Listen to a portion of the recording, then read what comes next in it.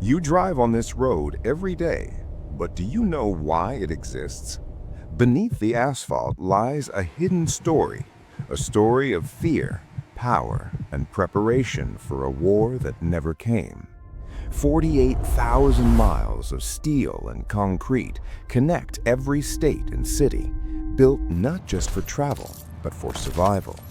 These roads were never meant for convenience. They were built for tanks, for convoys, for a nation ready to move at a moment's notice. In 1956, the Cold War gripped the world. American cities faced unimaginable threats, and these highways were designed to protect them. This highway was built for a war that never came, yet every mile carries the story of a nation preparing for the unimaginable, and a legacy that still guides us today. The year is 1956. America is living in fear. The Cold War has begun, and the Soviet Union now has nuclear weapons. In this moment of uncertainty, President Dwight Eisenhower signs a single act that will change the nation forever. At the time, America's roads are outdated, narrow, and dangerously unprepared. Traffic clogs small highways, and long-distance travel is slow and unreliable. But convenience is not the real concern. Newspapers warn of nuclear tests and rising global tensions. Military planners fear the worst. If war comes, American cities will be targets. New York, Chicago, Los Angeles, millions of lives at risk. What the nation needs is not just better roads, but a system built for survival. So what exactly is the Interstate Highway System? Think of it as America's circulatory system, carrying people, goods, and energy across the nation. At night, these highways come alive, stretching across the landscape like rivers of light. More than 48,000 miles of road connect major cities, small towns, and entire regions into one unified network. Compared to the narrow roads of the past, interstates are wider, faster, and built for long-distance travel. They cut through deserts, mountains, and plains with precision and purpose. Every sign, every lane, every curve is carefully designed. This is not accidental. The Interstate Highway System is engineered for speed, efficiency, and strength, built to move an entire nation without stopping. Before 1956, America's roads were a patchwork of problems. Cars struggled through muddy, unpaved routes where travel was slow and unreliable. Small town streets became choke points, crowded with traffic that had nowhere else to go. Long-distance highways like Route 66 twisted through mountains and towns, turning cross-country travel into an exhausting journey. A trip across the nation could take weeks, not days. In cities, traffic jams tested patience and safety, with narrow roads never meant for growing populations. But the greatest danger was not inconvenience. These broken roads were a strategic weakness. In the event of war, America had no reliable way to move troops, supplies, or people when it mattered most. The story truly begins in 1919.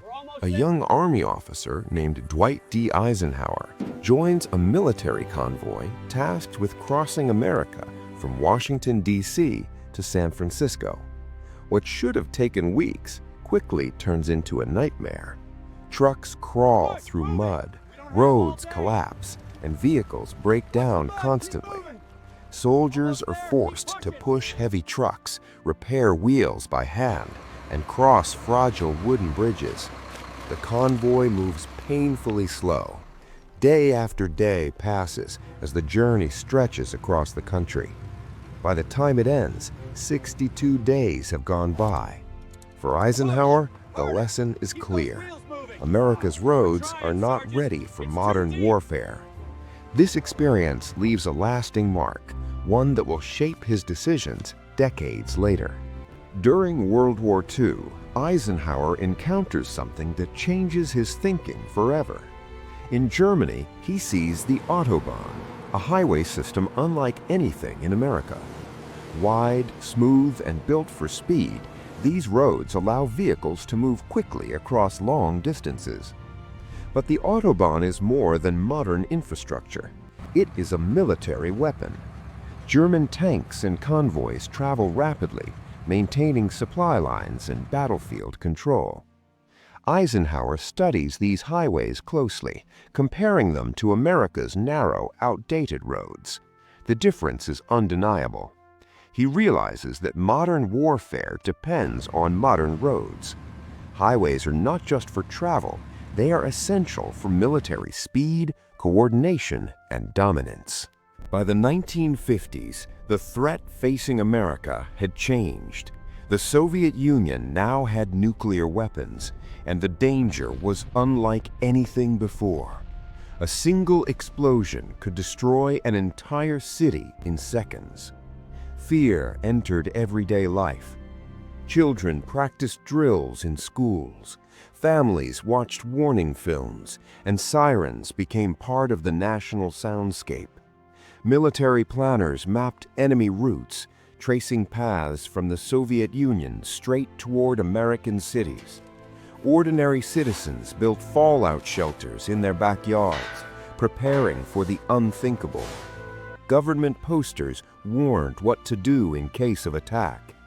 In moments of silence, cities emptied during drills, revealing a terrifying truth. America was powerful, but also vulnerable. When the Interstate Highway System is announced, it is presented as progress and convenience, but its official name tells a deeper story. It is called the National System of Interstate and Defense Highways. That word matters: defense. These roads are designed to move military forces quickly and efficiently across the country.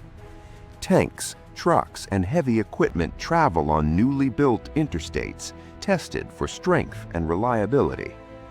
Politicians praise the highways as a matter of national security, but behind the speeches lies a strategic reality. Military planners map convoy routes across the nation. Even nuclear weapons are transported using these highways. Decades later, the mission remains. America's interstates are still part of the country's defense backbone.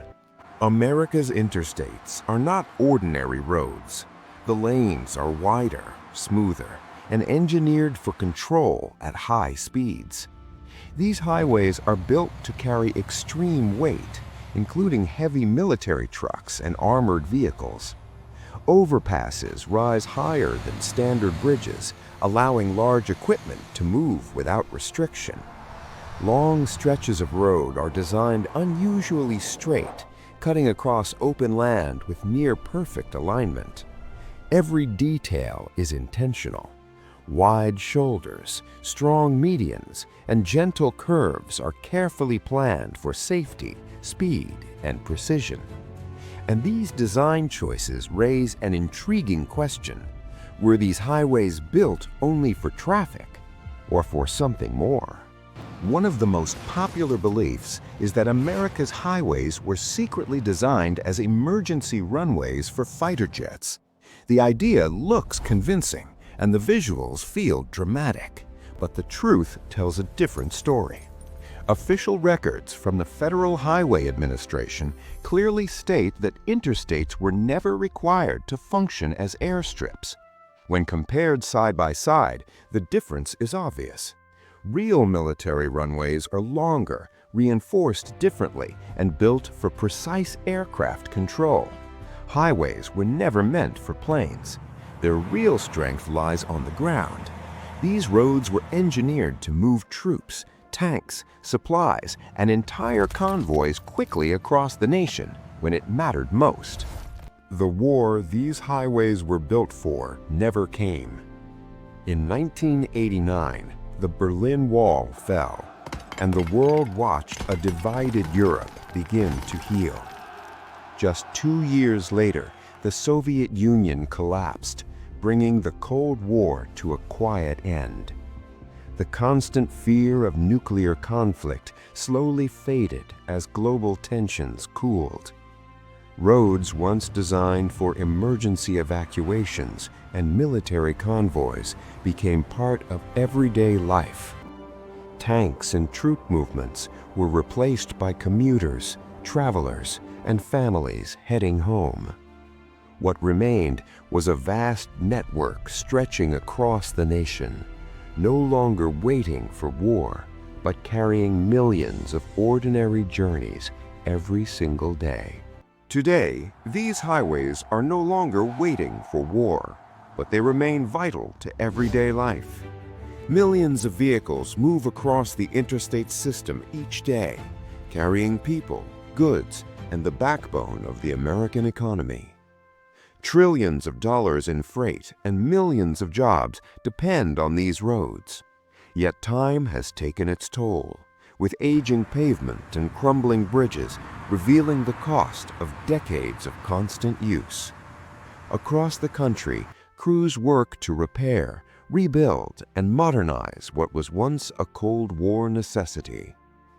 As old roads wear down and new ones rise, the interstate system continues to evolve, proving that a network built for fear became a foundation for the future. What began as a plan for survival became part of everyday life. These highways now carry families on vacations, workers to their jobs, and truck drivers who keep the nation moving. They rush ambulances toward hospitals and connect millions of Americans who may never think about why these roads exist. Stretching across deserts, mountains, cities, and small towns, the interstate system quietly shapes the rhythm of the country.